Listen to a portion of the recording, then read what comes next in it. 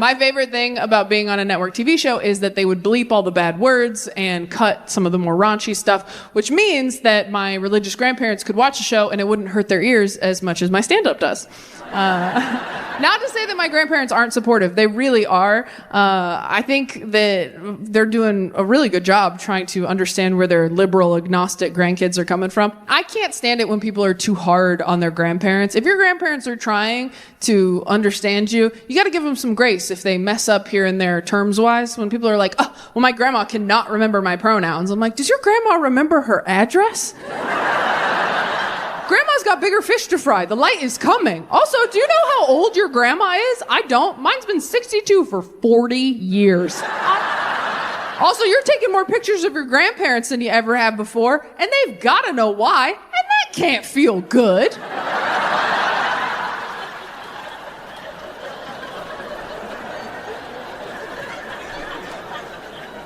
My grandparents were the best example I have in my life of Christianity done right. They're very loving, forgiving, non-judgmental people. But my siblings and I are all agnostic because we didn't grow up with that type of Christianity. We grew up in our scary Christian house. And when you grow up with something that hurts you as a kid, you don't really want it in your Barbie dream house as a grown-up, right?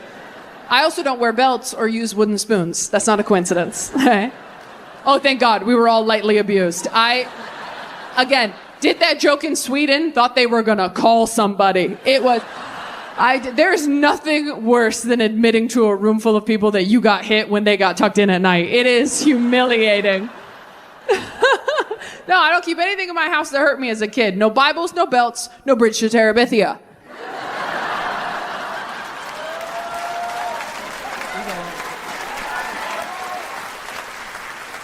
I'm hoping the author sees this and writes me a personalized apology. I do think that when you grow up in a scary religious environment, you spend a lot of your young adulthood untangling who you are from who they wanted you to be. Like, I just came out. I have to be honest, my career is going very well right now.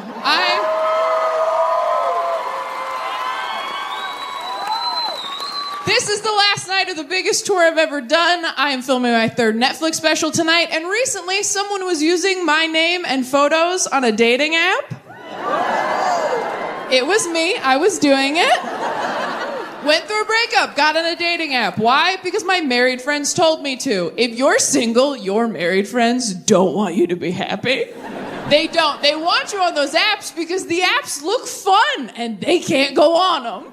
So they want to stand behind you like a kid at an arcade with no fucking quarters while you fight for your life out there. They're like, go left, go right, go left, go right. You're like, do you want to play? They're like, more than anything. But I have the high score, so it wouldn't be fair. Your married friends don't want more married friends. Nobody wants more married friends. I'm sorry if you're married, and I know you're up front because two-income household. Nobody wants more married friends, okay? Because your life updates are boring. I'm happy you're settled. Good for you. You know who has fun life updates? Your single friends, because we're out there in the trenches making mistakes named Trevor, usually. Have you asked your married friends what they did over the weekend? You're like, what'd you guys do this weekend? They're like, I know, just woke up next to my soulmate again. Then you ask your single friend, you're like, what'd you do this weekend? They're like, I woke up in a shallow grave. You're like, why are you proud of that? Did you have sex in a grave? They're like, why do you think we dug the grave? Do you guys have that one single friend who thinks she's really hot and fun, but she's actually just in constant danger all the time? That one girl, every time she tells you a dating story, you're like, oh my God, okay. No, we're not judging, but maybe just share your location with us indefinitely. I have one friend like that. Every week she tells me the scariest stories I've ever heard in my life. Just like, I had the hottest date Friday, Taylor. I'm making out with this guy at a bar, so sexy. Takes my hand, he's like, let me show you something. Pulls me back through the kitchen, into the back alley, pulls out his huge gun. Points it right at my face, like, give me your phone, your keys, and your wallet. I'm like, okay, kinky, I'll try anything once, right? He hits me in the head. I wake up 30 minutes later, alone in a puddle. I have to hitchhike home. Oh my God, I am such a Samantha. And they're like, okay, we think you got mugged, babe. We think... She's like, mugged? Oh my God, you're such a prude, Taylor. He's gonna call me. He has my phone. Seriously, you'll meet him. He took my breath away. We're like, no, he knocked the wind out of you. Your friends always say the dumbest shit when you go through a breakup, trying to be helpful, right? Like, well, why don't you just date yourself? Because you told me not to settle. What the fuck? I can do better than me. Why can't you just be single for a year? Why can't you go for a walk without headphones? Because you'll think about death the whole time. Exactly. Of being single. I used to just jump from relationship to relationship to relationship because I was so scared that I was going to die alone. And now that I'm older, I'm like, I'm not going to die alone. I don't go hiking by myself, all right? Someone will be there when I die. A doctor, a murderer. Someone will bear witness. But I've been single for the last year now, and it has been the most relaxing year of my entire life. It has been lovely. Waking up every day going, oh, no one's going to make me cry today but me. The peace, it's lovely. Here's the thing. Being single is not what sucks. Dating is what sucks. And you can opt out of that. Dating is what's shitty. The constant push and pull of hope and disappointment. Dating feels like being a stuffed animal in a claw machine. Like, oh my God, it's happening! No, it's not.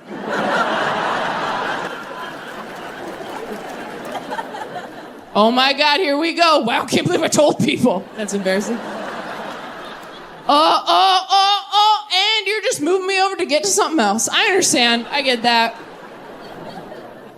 And things change so quickly as you're getting older too. I had a friend, I didn't talk to her for a couple weeks. I called her to catch up. She goes, you'll never guess. I think I met my soulmate on Bumble. Gone, just like that. They're getting married this spring. We were lying in the same pile of stuffed animals for years. I closed my eyes for 2 minutes, and when I opened them, she was outside the glass going, it'll happen for you too!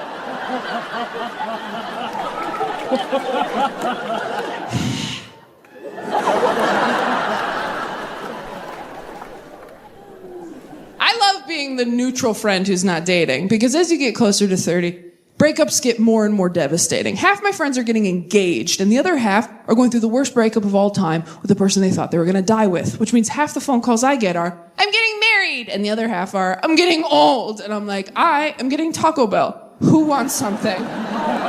Taco Bell, good for every occasion. Nothing will make you more grateful to be single than watching your friend go through a devastating breakup. That's messed up to say, but it's the truth. I have a friend just went through a breakup, still follows her ex on social media because they're trying to be mature and evolved. Rookie mistake. Her ex just posted a photo of him and his new girlfriend, who is a model. I know, don't worry, we all called her. We're like, hey, how's it going? Have you been online today?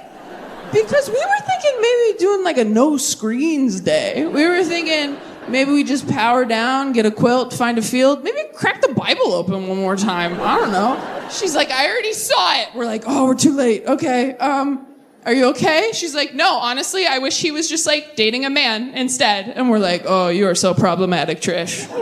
Why? Why would that be better for you if he was just dating a man instead? She goes, no, listen, because then if he dumped me for a man, it would be like, well, okay, then he just wanted something that I could never be. And we were like, well, yeah, I mean, that's kind of...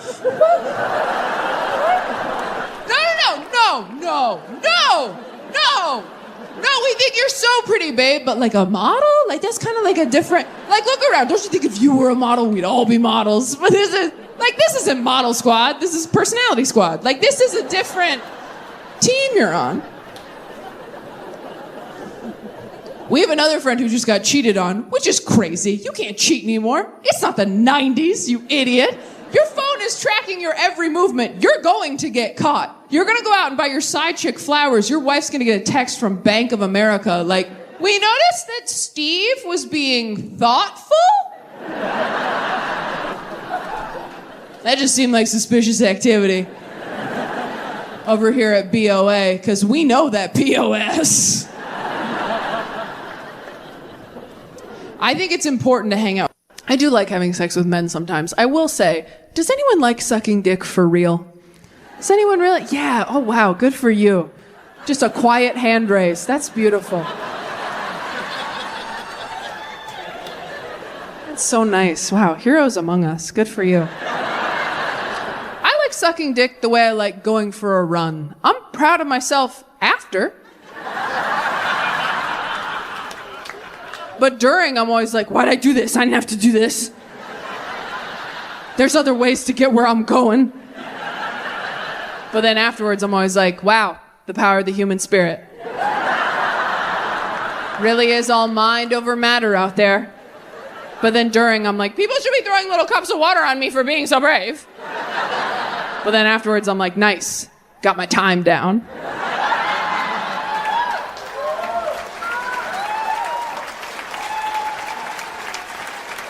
We're trying to get faster, not better. I remember I was so scared to start going down on women. And then I went down on a girl for the first time and I was like, oh my God, that was so much better. I was so mad at my whole life. I was like, you're telling me this whole time I could have been licking ice creams. And instead I've been swallowing swords? Could have been living like a child on the boardwalk. Instead I've been living like a carny with something to prove. Not that I'm like killing it at queer dating. I am not. I'm running into obstacles I never thought I'd face. I got dumped by a polyamorous person. You ever been dumped by a polyamorous person? It sucks. It's like getting fired from a part-time job.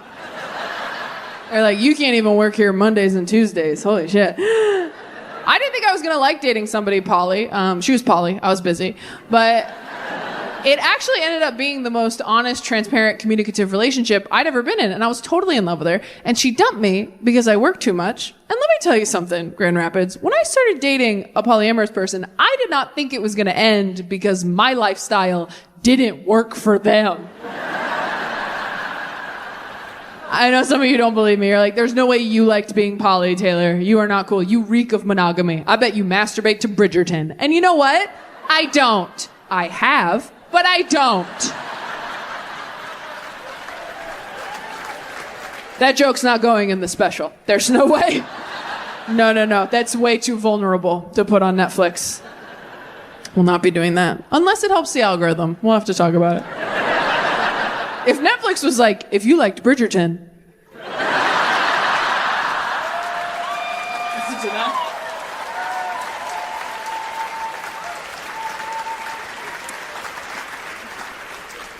In therapy, I figured out the day in my childhood I became an emotional eater. I was 8 years old and I was eating a bagel in the kitchen and my dad came in and he goes, you're going to want to put that bagel down. I got to tell you something. And that's when he told me that my mom had died. So somewhere in my brain, something clicked like, oh, when you stop eating bread, people perish. I went back to 4th grade like the angel of death. Everyone's like, step on a crack, break your mother's back. I'm like, stop eating bread, now your mom's dead, dude. They left out that second part, but I had a list when I was 8. I tell you guys that because no one told me. They pulled me aside a year later at school. Someone's like, Taylor, your teacher thinks you might be struggling with a speech impediment. I'm like, what's a speech impediment? Are you sure you have the right person? Because I'm crushing it out there. And they're like, you didn't do anything wrong. You pronounce your words a little differently. Like you say sh instead of s for your S's. Does that make sense? And I was like, I'm pretty sure I would have noticed if I said sh instead of sh. Hope you find who you're looking for. If you have any follow-up questions, I'll be on the seesaw.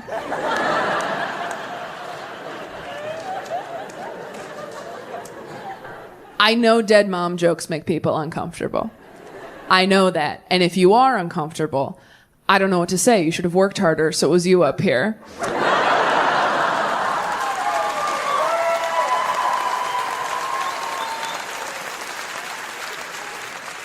No, honestly, I never want to make people feel uncomfortable with that information. So much so that I used to lie to everybody growing up. I used to tell everybody that my parents were separated so I wouldn't have to say my mom's dead.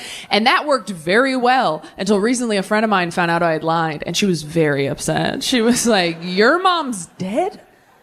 Taylor, you told me your parents were separated. And I was like, well, they were. By Jesus.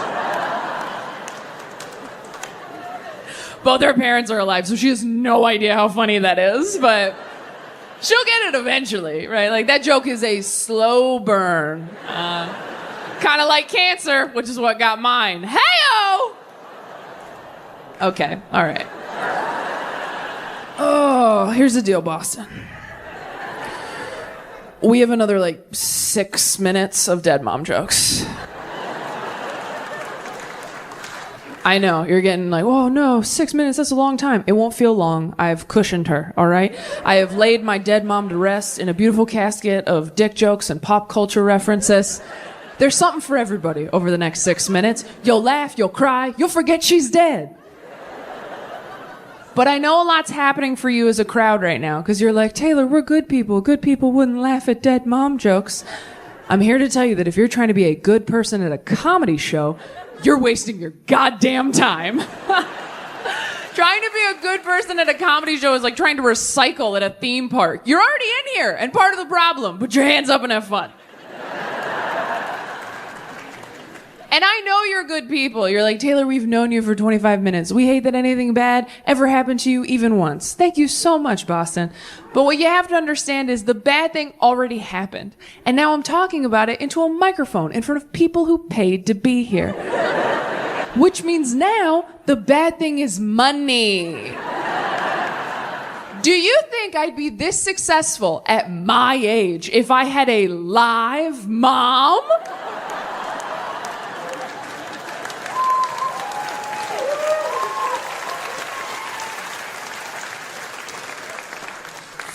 No. I'd be a creative writing teacher who loved myself, and I'd be sitting in the dark with you peasants, okay? She's in heaven. I'm on Netflix. It all worked out.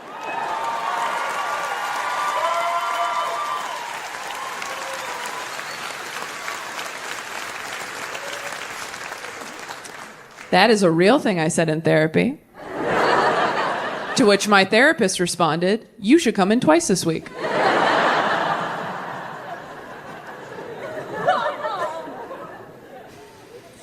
Some people get sad because I was 8 when it happened, but 8 is a great time to lose a parent because you're so stupid. You barely know what's going on.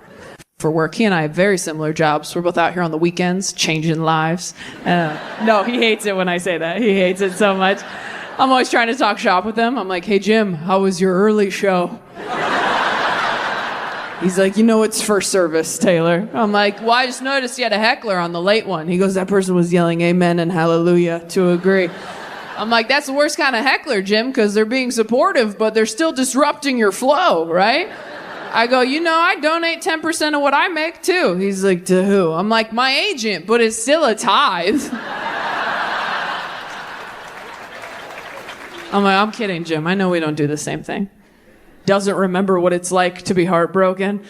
She's like, well, what are you going to do now? You going to get back out there? Are you seeing anybody? And I was like, nope, just going to focus on my career for a little bit. And she's like, well, why can't you focus on a career and a relationship at the same time? And I was like, how do I explain this in a way you might understand? Why can't I focus on a career and a relationship?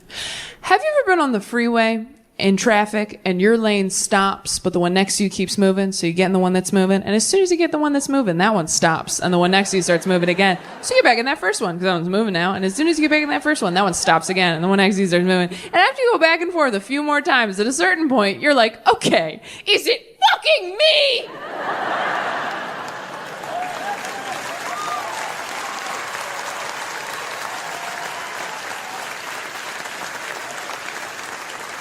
And she's like, yeah, I don't know if I get it because, John and I, we usually just, boop, get in the carpool lane.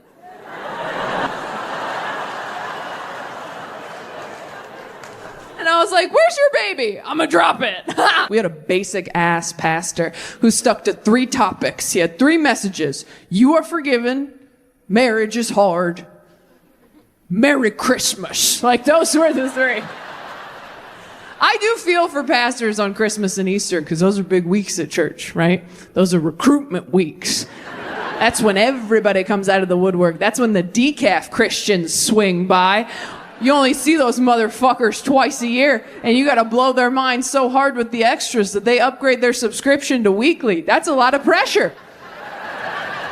And as the pastor on Christmas and Easter, you can't get creative. You can't get weird with it. Can't do an acoustic set. You gotta play the hits.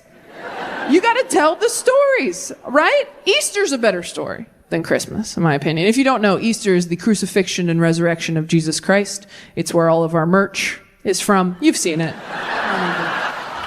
You've seen it. Dead guy up there, but tasteful, somehow very tasteful. Makes you think about your own death, like, ooh, hope I die in a way that looks good on jewelry, right? Think about it. When grandma died, were you like, ooh, slap her on an anklet? No, he's really doing it up there. I'll stop doing it. I'll stop doing it. We're all familiar. But Easter's a great story. There's a lot of action, right? It's the crucifixion, the resurrection. It's Jesus in his prime, early 30s, ripped. We betrayed him, we killed him, he's back. It's basically Twilight. It's a sexy, sexy story. I'm kidding. Twilight belongs to the Mormons. Don't take that from them, okay? They can't have caffeine. They need something to wake them up. Christmas is not as good a story. It's just not. The birth of Jesus, it starts off strong, right? An angel comes down from heaven, tells Mary, I know you're a virgin, but you're pregnant with the Son of God. Oh, shit. And then the angel has to go tell her boyfriend, Joseph, because believe women wasn't really a thing back then. So the angel's like, it's God in there, I promise.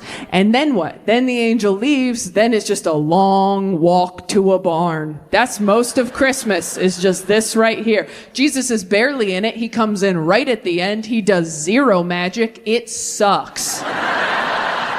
Jesus is basically the post-credit scene in a Marvel movie. It's trash. Sucks.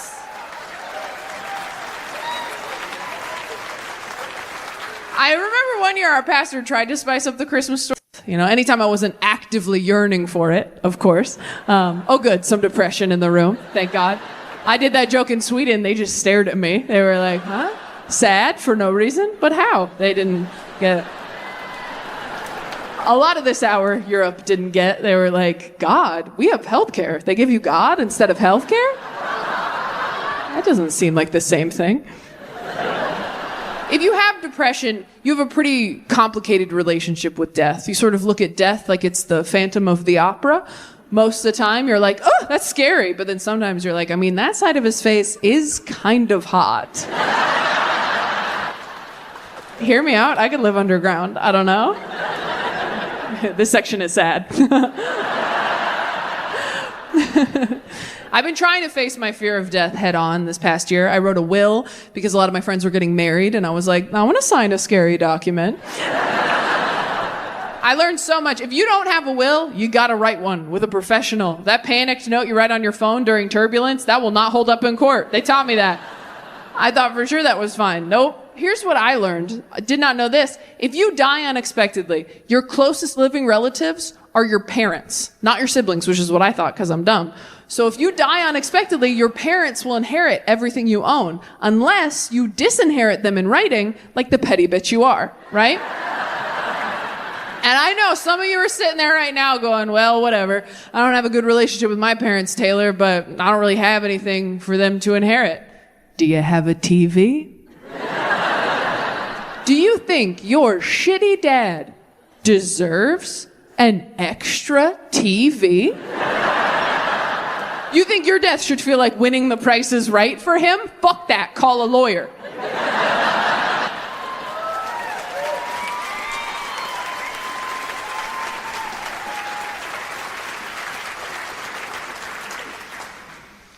When I was 8, I was like, the only people I know with dead moms are Disney princesses.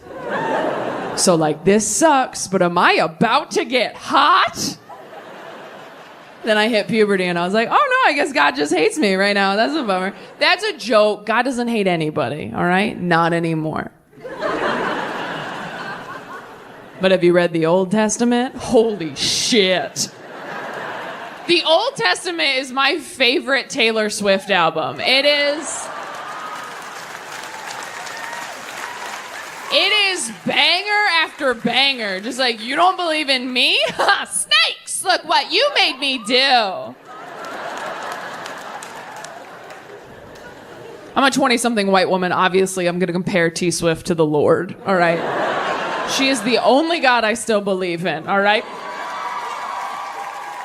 I don't see God revamping his old shit. And let's be honest, he probably should, because the people who own it now suck.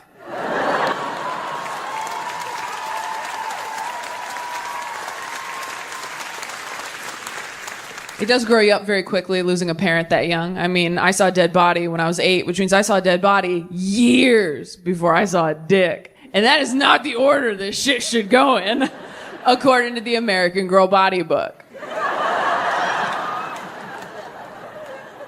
Although maybe it should be, because you know what's crazy? A dick, way more traumatizing than your dead mom. Oh my God, it's so much worse. I saw my mom, I was like, that lady used to make me snacks, now she's very still. I saw a dick for the first time, I was like, oh my God, who took Jabba the Hutt's eyes? You have done nothing for me. No, I didn't say Beetlejuice even one time. I haven't seen that many dicks, and I don't want to see any more. And it's nothing against men. I'm attracted to you for some reason. But I swear to God, every time you see a new dick, there's an adjustment period, isn't there? Just a real quick, like, and we're back in it. All right. I have stayed in relationships too long because I just wasn't ready to see a fresh one. I just couldn't wrap my head around it, literally or figuratively. I just didn't have it in me. Couldn't have it in me. And I don't care how many dicks you've seen. Every time you see a new dick, it feels like jumping into a cold pool. Just like, whoa, all right, let me just swim around, get used to this one. Okay, all right, this one's deeper than the last one, but that's okay. That's all right. This is why we take our arm floaties, you know, for moments like these.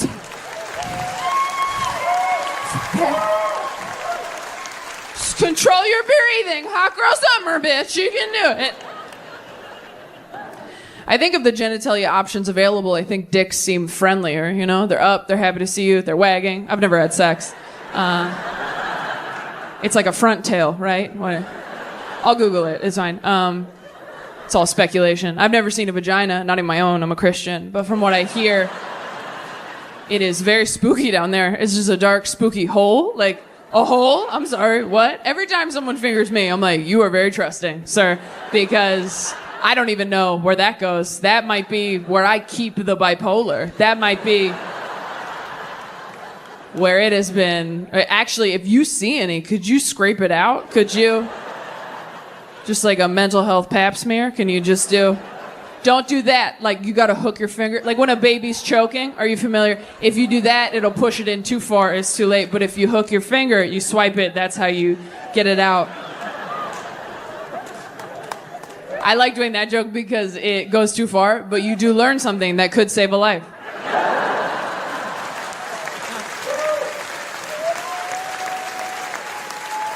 I just love the idea of years from now, someone being like, if it weren't for that dick joke, my niece would not be here.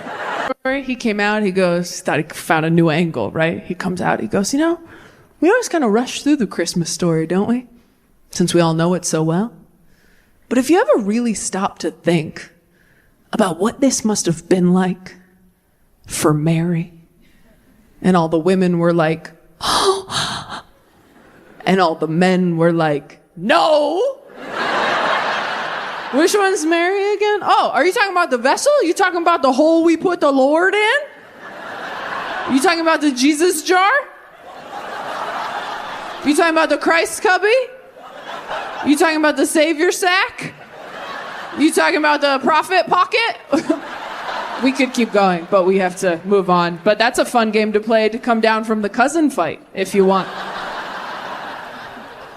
That Mary POV sermon went over so well for him that he came out the next year all excited. Like last year we talked about what it must have been like for Mary to find out she was pregnant with Jesus.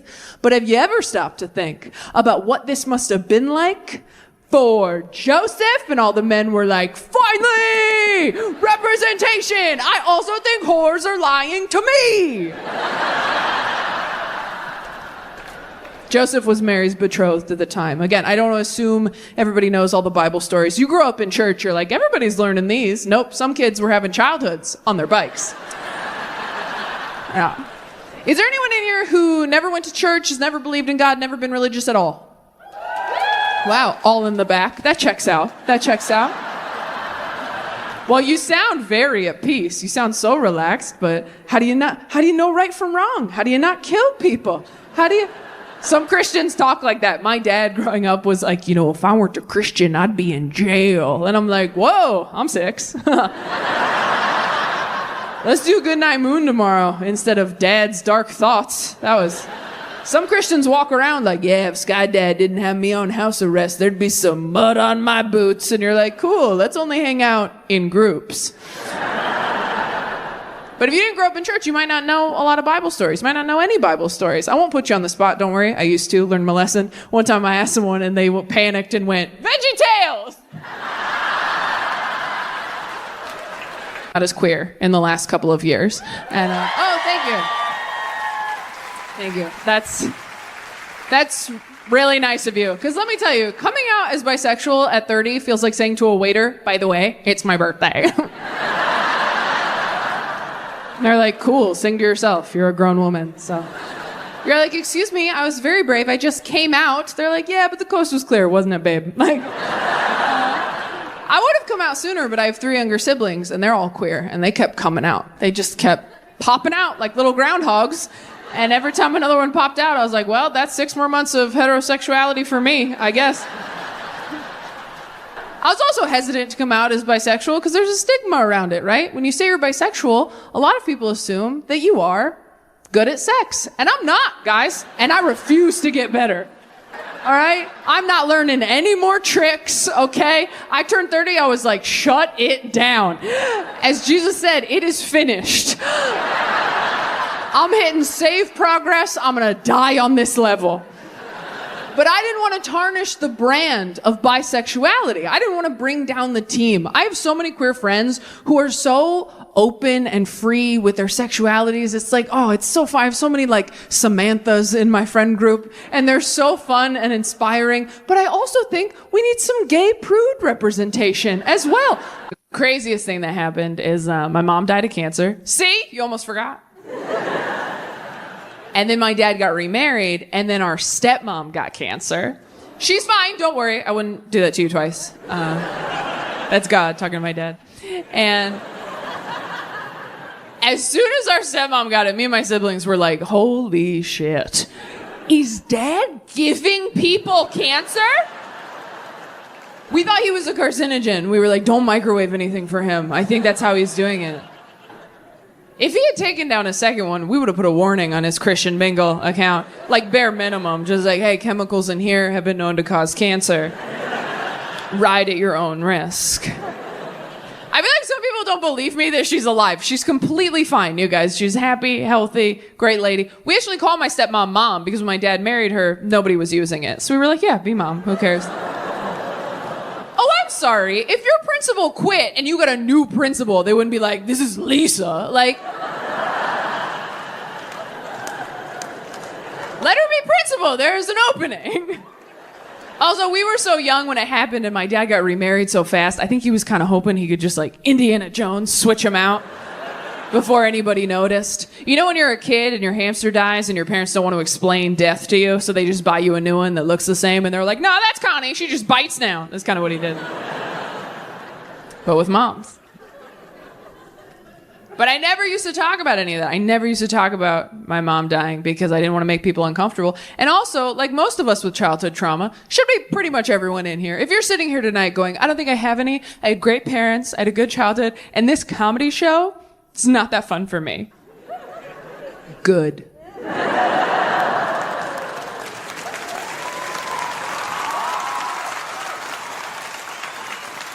I hope this is the worst night of your whole life. Because it sounds like it's been smooth sailing. And you might need some perspective.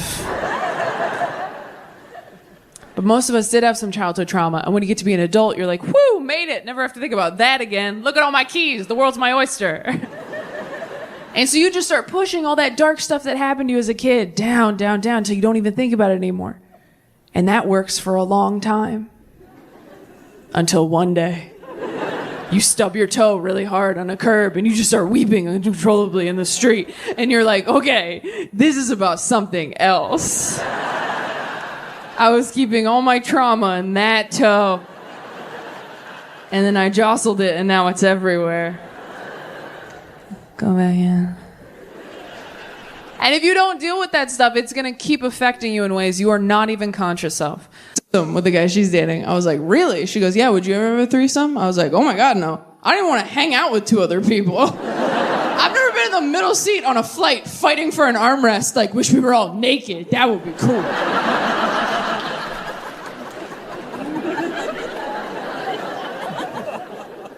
I don't even think I could date an extrovert again. I dated an extrovert once. We moved in together. The first week we lived together, he's like, hey, what if we had some people over? I was like, look, if you don't want to be with me, just say so. You want to have people over? Over what? My dead body? If you're an extrovert and you're in love with an introvert, you gotta understand, asking us to invite people over is like asking us to do anal. Watch our face change. Like, I'm sorry, is it your birthday? Seems like a big ask for a random Tuesday. I live alone now. It's incredible. I fall asleep in the middle of the bed like a boy king, just like, good night, Joffrey. It's fantastic. I eat all the food I buy. Every grocery I buy, it goes mere, it goes bad. That's power, DC. Yeah. If I clog the toilet at home, I don't have to deal with it right away. That's freedom, DC. When I lived with a man I was attracted to, I was always like, no, please, toilet, don't tell him I'm a human woman. I beg of you. Take my dark secrets to your watery grave. Remember our bargain. Now I'm like, you loser, toilet. That's what lids are for. You want to see the sky, do your job.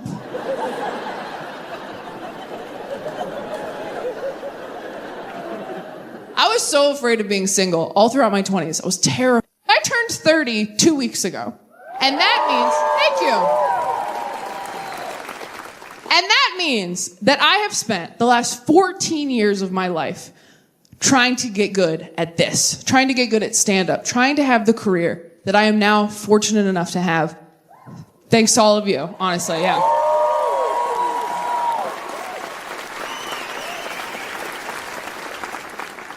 And as grateful as I am, and as lucky as I am, it has really made me, this year especially, go, oh no, I don't know if I'm going to be good at this other stuff. I mean, I know I'm a good comedian. I don't know if I'm a good person. I don't know if I'm a good parent. I don't know if I'm a good partner. This hour of material that I'm doing right now, that's like, can I have it all? I don't even know. This is not a bit, DC. I am genuinely concerned. Because I know how hard it is to do this job and be in this business and have a family. I see how hard friends of mine work at it. I also see how little work people put into it. There are a lot of people in this business who are like, you can have kids and travel. They got FaceTime now, which feels like tying your dog up outside a coffee shop and going, I can see him through the window. He's okay. And I still have a lot of childhood shit that I'm working through on my own. I don't want to put that on a kid, right? Like, I was watching a TED Talk recently. Sorry, I was watching a TikTok recently. I always get those confused. The information's still good, it's just vertical. That said, if you have childhood trauma you are still working through as an adult, you need to learn how to parent yourself as a grown-up. So I've been trying to do that in order to heal. I've been trying to parent myself. But I kind of feel like I got pregnant with me in high school. And I was not ready for this responsibility. And now I wake up every morning, totally overwhelmed, trying not to shake me. Like, okay, if I let you watch TikTok on my phone for 30 minutes, will you please stop crying? All my friends are like, are you okay? I'm like, no, I think I have colic. I kept me up all night. I love TikTok, but you know what's so funny to me about TikTok? All these kids on TikTok who are like lip syncing and dancing and like pretending they're in a music video, right? We all did that growing up, didn't we? Yeah, like alone in your room in the mirror, hairbrush, of course. But if anyone had walked in on you doing it, you would have killed yourself, right? And these kids are online, like, I hope millions of people see this. It's like, you could benefit from some bullying, I think. Might have overcorrected a bit. But I do have a lot of friends who are getting married and having kids, and, you know, they're condescending as hell. It's so funny how the same girls who used to wake up drunk on train tracks are now like, I don't know how you stay out past 10 p.m. Your lifestyle's really unhealthy. I'm like, I've seen you snort coke off a rusty bike rack. But you keep sniffing that baby's head like we all forgot.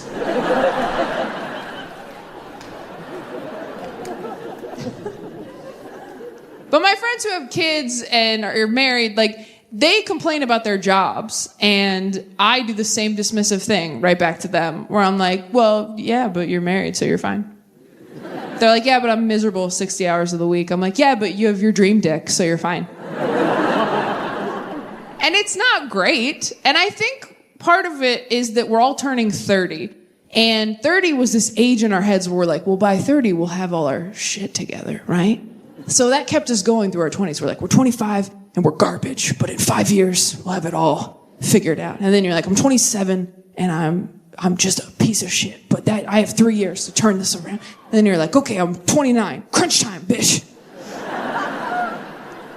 And now that we're all 30, we're like, oh shit, our lives are not going exactly as we always pictured them. And so now there's this weird comparing that's going on, this weird tension. Like, I know that all of my friends both pity and envy me. Just like I know that I both pity and envy them, right? I know my friends look at me and go, yeah, I mean, I would probably focus on work if I was all alone. And I go, yeah, I'd probably have a bunch of kids if I had no talent. So we're all...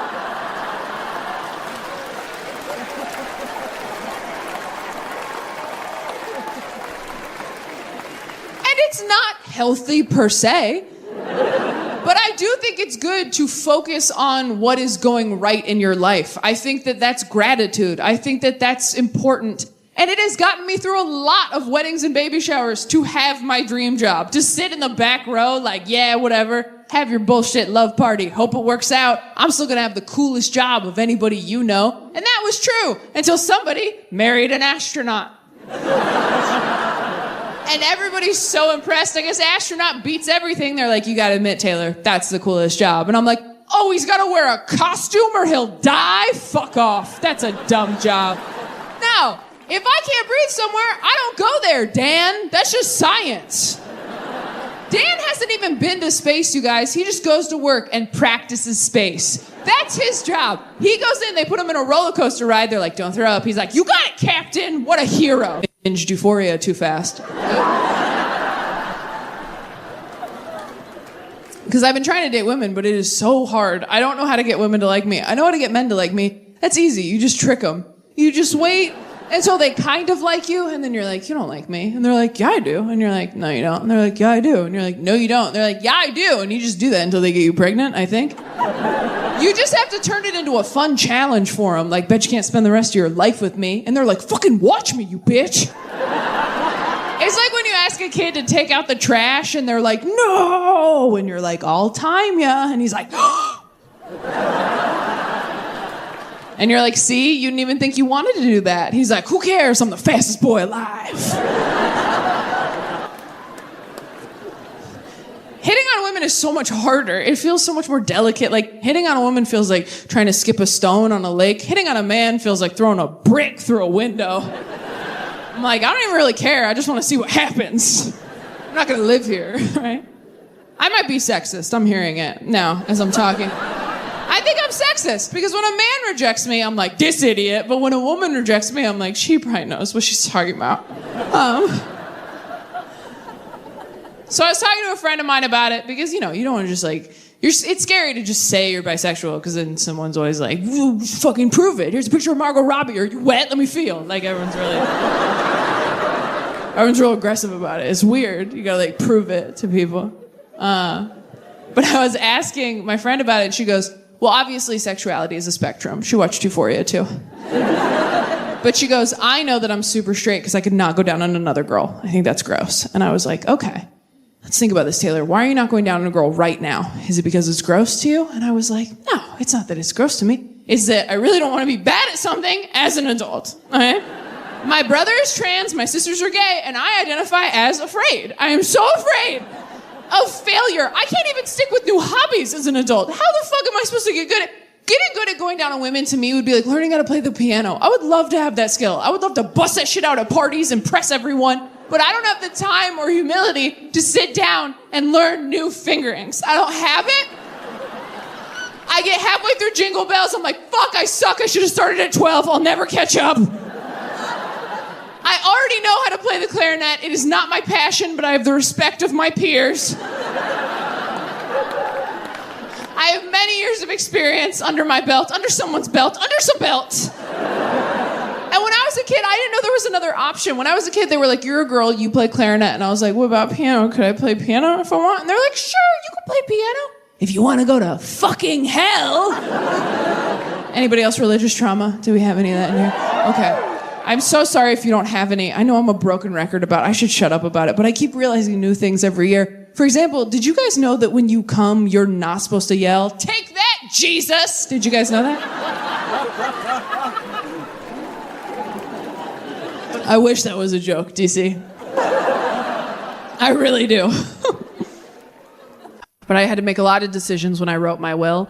I had to choose who was going to pull the plug if I'm in a coma. So I picked my sibling Bryn, because they are going to inherit my money if I die. And I was like, earn it, dude, right? I go, you decide when that money drops. And they were like, okay, well, if you're in a coma not responding to anything, what do you want me to do? How long do you want me to wait? And I was like, here's what I want you to do. I want you to start Parks and Rec from the beginning. And I want you to keep it playing all day, all night in my hospital room. If we get to the end of that show and I have not woken up yet, start The Office.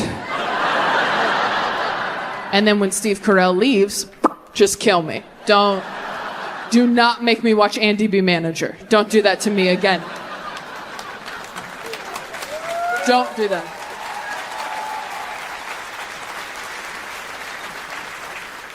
I've been masturbating like this my entire adult life, and I recently mentioned it to a friend of mine. And you ever say something out loud and realize you never should have ever? I said it so casually over brunch, didn't even think about it. I was like, oh yeah, I mean, I don't think about anything. Well, I do that. And she was like, what? She put her fork down. What? You don't think about anything? And I was like, oh no, I mean, I think some stuff, obviously. And she was like, what do you think about? And I was like, oh, you know, just like almost there, making good time. You know, just like road trip thoughts, like keep your hands steady, don't fall asleep. Can't wait to get there so I can eat. Better hurry up, Taco Bell's gonna close, you know.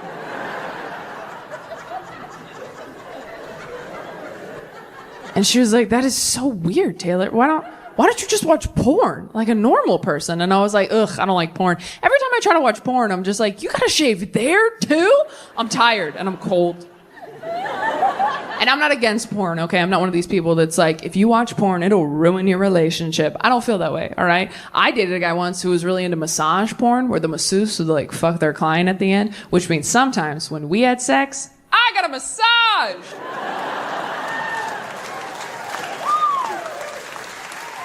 That's an example of porn working for you.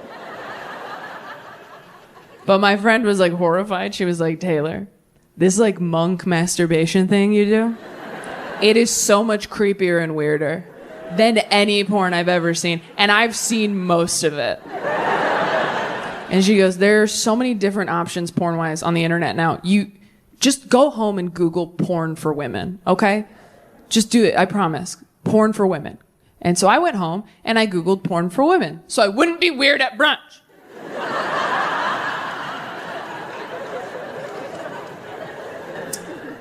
And a lot of surprising things came up when I Googled it. First thing that came up when I Googled porn for women was a link to Disney Plus, where all the Avengers movies are. Now, for me personally, they jump around too much. There's too many storylines. You're almost there with Loki, and now we're on Captain America. It's like, I have to start over. That's a different speed, a different pressure, and now there's a raccoon? No. The second thing that came up when I Googled porn for women was a website where real-life couples are uploading amateur sex tapes. Yeah, real-life couples are like, hey, we're so happy and in love. We thought that we would film ourselves making love and then put it online for you, a lonely person. Is it working? Are you wet? And you're like, not in the right place. No. But congratulations, what you have seems really special. But the last thing that came up when I Googled porn for women, I did not know existed. It's something called audio porn. It's exactly what it sounds like. There's no visual aspect. It's all audio. It's not really a porn star. It's more like a porn voice actor talking you through a sexy situation. It's like a podcast, except don't listen while you're driving. And because it's for women, that just means there's a story, right? Anyone can watch. They don't check. They don't just hop on the mic like, now it's out, bitch! Like, they ease you into it. And so the one I found is 20 minutes long. I will send it to you if you DM me. And the first 12 minutes, the story is just a man calming you down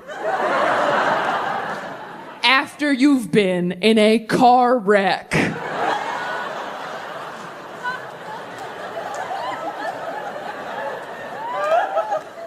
That is the foreplay. And you guys, I came so hard. I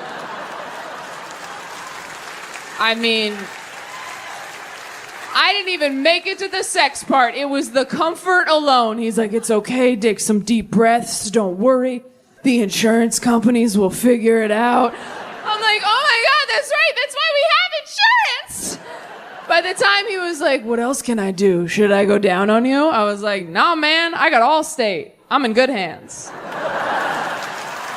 But because I grew up in church, I see Bible stories everywhere, right? Like, here's some fun ones. What about the 200 foreskin story? Do you know that one? Yeah? That's a deep cut. So, in the Bible, David wanted to marry Saul's daughter, and Saul's like, you can marry my daughter if you bring me back the foreskins of 100 of my enemies. Which, like, whoa, Scorpio, am I right? Who has 100 enemies and is thinking about their foreskins? Like, someone was born in deep November. So Saul's like, get me 100 foreskins, then we'll talk. So David goes out, comes back with 200 foreskins, and that's where the phrase, if he wanted to, he would, ladies, comes from. Yeah. That's not from TikTok, that's from the Bible. What about Job? Have we heard of Job? Job? Got some Job heads in the house? Job was this guy in the Bible. He loved God so much. One day, God and Satan are talking. They don't really get into why they're talking, but, you know, sometimes you call your ex and everyone's like, what are you doing, right? So God and Satan are kicking it for some reason. And Satan goes, hey, God, I noticed that Job loves you a lot. And God's like, yeah. And Satan's like, well, I bet he wouldn't love you as much if I fucked with him enough. And God's like, okay, I'm bored. Let's see what you got. So Satan goes out and he ruins Job's life. But Job never forsakes God. And that is what How to Lose a Guy in 10 Days is based off of. Matthew McConaughey is Job. Kate Hudson is Satan.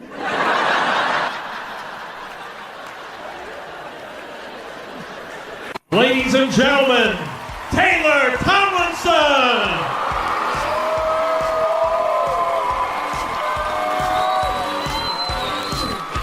The boys wanna be her. The boys wanna be her. The girls wanna be her. The boys wanna be her. The girls wanna be her.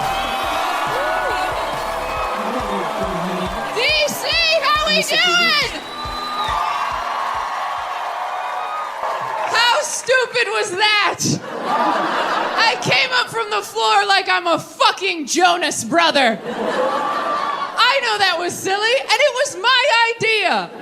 I was so embarrassed that I thought of that, but it was too late when we got here to change it because men with jobs had built it. And we're operating it very well, I might add. And I was just like, we can probably just scrap it, right? They're like, well, this is like a week of our lives. So I know that was dumb. Thank you for indulging me.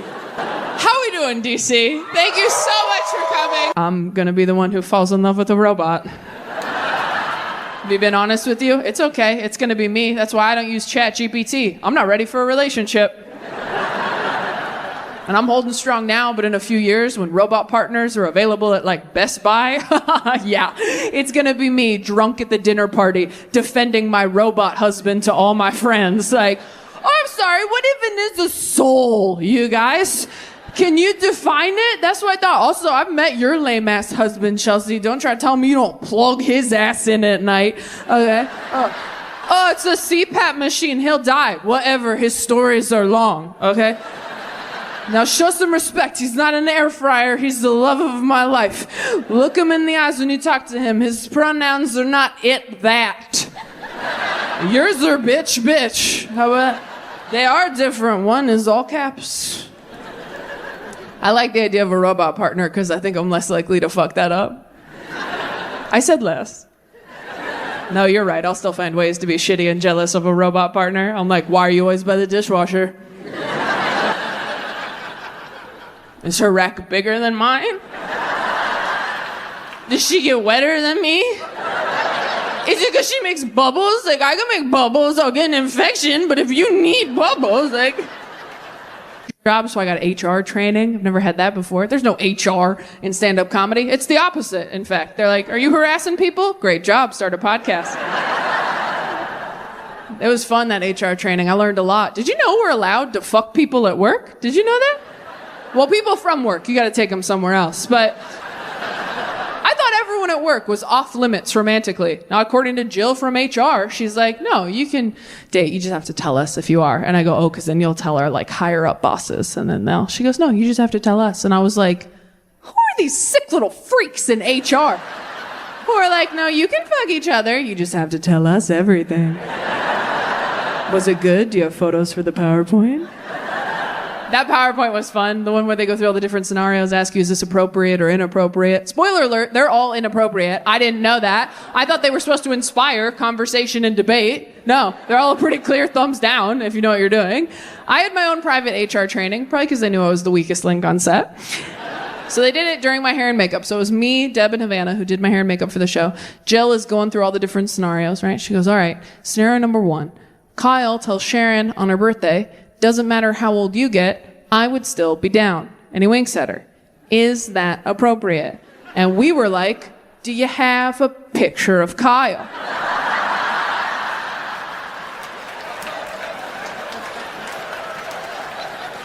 Is it the next slide? How tall is Kyle? What's he smell like? What's he working with? How old's Sharon? Is she ovulating? We don't have enough information to answer the prompts, Jill. I used to be a really toxic girlfriend. I've worked on it a lot in therapy over the years. I was a nightmare in my 20s. I was dating a guy once in my 20s, and we were laying on the couch one night, and we weren't fighting, and I thought that was weird. So I turned to him, and I said, hey, babe, if you found out that we were cousins, would you break up with me? And he goes, yes. And I was like, whoa, fast. No follow-up questions. You're just out like that. He goes, it's illegal, Taylor. I'm like, so are mushrooms, and we did those. Now you're this law-abiding citizen just because we're cousins? He goes, you're so wrong about this. Ask anyone we know. So I texted the 3 happiest couples in my phone, and I said, hey, if you two found out you're cousins, you didn't know when you met, you haven't known this whole time you've been together, you have the same relationship you've always had, but whoops, you're cousins. Would you break up? And they all wrote back, do we have to tell anybody? And I showed him my phone and I said, that's what love looks like.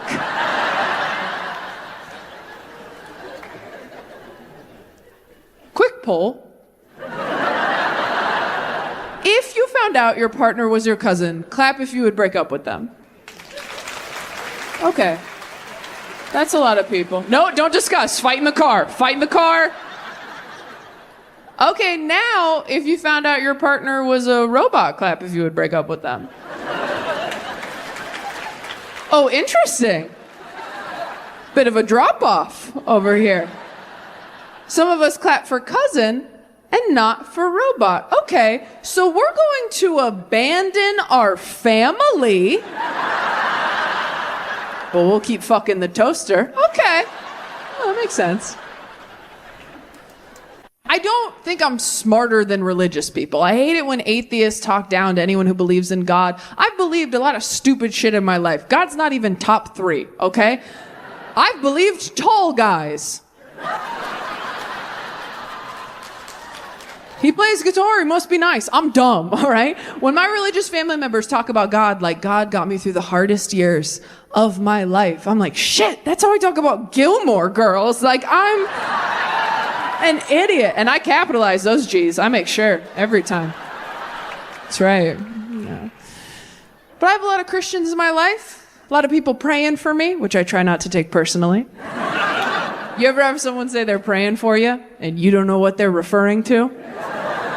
They're like, hey, I just want to let you know I'm praying for you. What? I'm not sick. Oh yeah? Well, I'm praying for you. What do you think about that, Bev? Heard you need it, bitch. She's like, no, God's just been putting you on my heart lately. Well, tell God to scrape me off your heart because I'm doing awesome, okay? I don't know what you heard in the church parking lot, but that was a family matter, Bev.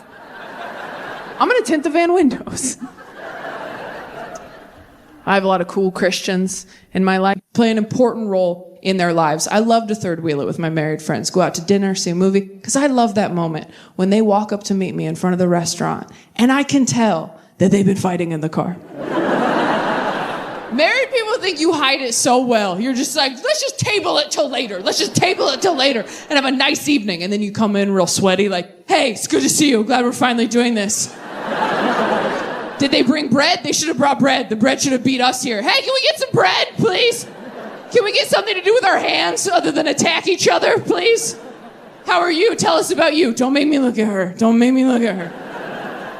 And that's when you, as a single friend, get to tell your married friends all about dating nowadays. You get to tell them about the ghosting and the catfishing and the deep fake AI porn. And you know they get back in the car a few hours later like,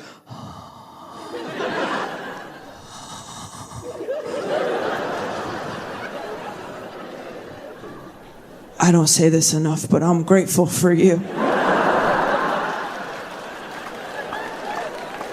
Hang out with your married friends. Go to their barbecue. I'd love to come. What can I bring? Ice, dessert, perspective. You want to know what the best part about being single is, though? My parents don't watch me do stand-up anymore. Don't worry. Don't worry. They're not interested. No Christian parents want to watch their daughter talk about depression and dick for an hour. It's not fun for them. My parents don't have a dark sense of humor, and I do, and I'm glad I do, because if you can laugh at the darkest stuff that's ever happened to you while it's still actively happening to you, sometimes that's what gets you through it. For example, here's a joke they will not like. Did you guys know that sometimes when you call a suicide hotline and the call drops, they do not call you back? Yeah, you think that'd be the time for star 69, but sometimes they just ring a bell in the cubicle like, lost another one, that's lunch. Some of you are tensing up like, did that really happen? Yeah, a few years ago, and it was fucking hilarious. I was on the floor of a DoubleTree hotel like, did this bitch just ghost me while I'm trying to ghost myself? That is, I mean, I've been left on red. I've never been left for dead. That's a new one. That is brutal. I wasn't even mad. For all I know, that's how they train those volunteers. Like, hey, some nights we get too many calls. Fridays are big for us. In those situations, you're just gonna have to use your best judgment, all right? Like, I usually wait for like a privileged white girl name, like a Chelsea, a Kelsey, a Taylor. Those are the salmon I throw back and hope they swim upstream on their own. Even if I was mad, what am I gonna do? Hop on Yelp? Like, 1 star, totally killed myself.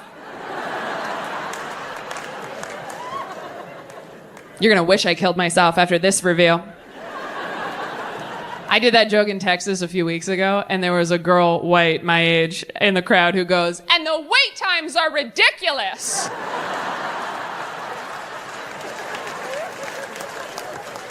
And she's right, okay? I think if you were a frequent caller, there should be some sort of rewards program.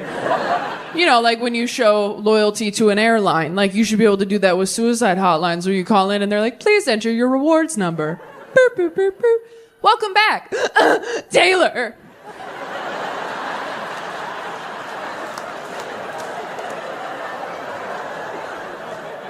Thank you for your diamond medallion status. You are now 3rd in line. Would you like to use an upgrade and kick someone else out?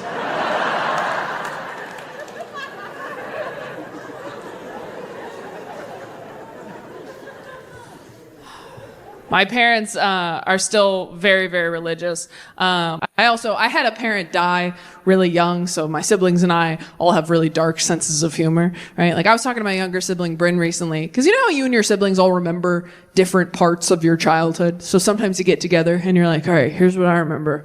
What have you got? Okay, let's put this all out on the table and figure out what the fuck happened to us back there. So we were having a puzzle day at home. And I said, do you remember that hospice grief support group we got sent to for kids whose parents had died of cancer? And Bryn goes, oh yeah. Do you remember how not everybody's parents were dead yet? Yes, some of them still had active, I'm just saying, feels like they could have put us in different rooms, right? Maybe do a shirts and skins situation. But no, they were like Christmas present, Christmas future, discuss. Something's coming around the mountain. You know what it is. That's not what I remembered about the group. What I remembered about the group is there was one kid in there whose parent hadn't died. His uncle had died. And, look. I don't want to be a bitch. But, like, our mom was dead. And it just kind of feels like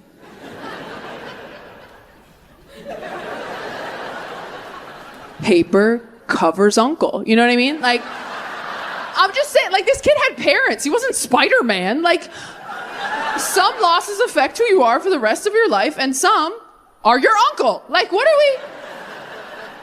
I do think when you have the part about being single, hands down, is that you do not have to introduce anybody to your parents. Have you guys introduced people you were dating to your parents? It's not about introducing people you love to one another, is it? No. It's about showing your partner why you're mean to them sometimes. It's about taking your sexual partner back to the scene of the crime. To say, see, the stories are true. Because you don't want your partner to like your parents. You want them to walk out of that night going, oh my God. Your parents are just, I know. I mean, seriously, babe, how did you ever? I don't know. Kind of seems like maybe people should cut me some slack when I'm being a bitch, though, huh? Kind of seems like maybe now that we have all the information, turns out I could be a lot crazier if I wanted. But I keep a lid on it pretty good, and I deserve to stop at Target on the way home. With no time limit. And I want a cart, not a basket. You have to be careful when you introduce people to your parents, though, because your parents don't always show up as your parents, do they? Mine never did. My parents undermined me every single time I brought someone home to meet them. I did everything right. I did the huddle up in the car before we went in, like, hey, remember what I told you? If those people in there, they're not your friends. Whatever they say to you, do not take that personally. It's not about you, it's about them. Do you want to write that on your hand in case you forget? No? You can look at my tattoo if you get scared. Let's do it. And then you go inside prepared for your parents to show their true colors. And your parents float downstairs. And they're just amazing all night. They're like fun, cool, laid back. Your dad's in an open Hawaiian shirt. Just a one-man conga line, topping off drinks, saying all kinds of progressive shit you've never heard him say. You want another beer? We should golf sometime. What are your pronouns again? And you gotta get back in the car later muttering like a conspiracy theorist. Like, well, that was not, and I was there, and I know it happened, and it was all right. And no one can tell me what didn't happen, and I know where it is. While your boyfriend buckles up like, I don't know what you're talking about, babe. Your parents are awesome. And you're like, oh. No, they are not. I don't know who those lizard people were, but they are not the ones who broke me. And the next time you see your parents, they're all smug, like, Jason really seemed to like us. You're like, I know what you're doing. Oh, maybe your therapist wants to meet us next. Get our side of the story. I cannot wait till you're in the ground. All right, well, we'd like to be cremated. I will scatter your ashes where God can't find them.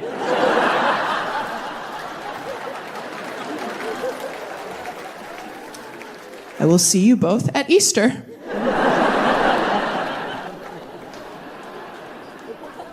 I really appreciate you guys coming to this new hour of material because I know it's a lot of God stuff and a lot of gay stuff, and my agents are nervous. I think my whole team was a little nervous when I said I was going to do a tour called Save Me and talk about religion. I got a call from my publicist one day like, hey, I heard you're going to call the special prodigal daughter and you want to call the tour Save Me. I think that's great. Just making sure you're not taking any promo photos like hanging upside down from a cross, right? Anyway, so we got rid of those photos. But no, I did not do that. I did not do that. That was never the intention. I understand why they thought it was going to be an hour just bashing Christianity, because if you watch all of my other specials, I usually take a few minutes to take a few shots at Christianity, and that's because I was working through a lot of stuff from my childhood, and also I was really jealous that Christianity had worked for other people and not me. As a mentally ill person, it is devastating when someone just goes, yeah, I used to be sad too, and then I accepted Jesus into my heart, and now I'm all better. And you're like, oh, is that all you did? That's all you did? Oh, just said a little poem in the dark, and now you're worthy of love? That's great. I love that for you.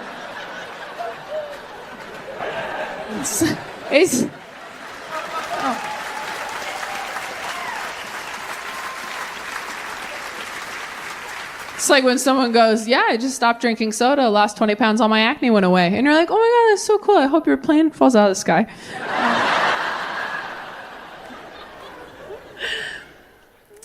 The problem that I have with religion is it can be interpreted so many different ways, right? Like you can say to a room full of people, Jesus loves you no matter what. And a lot of those people will hear, Jesus loves me.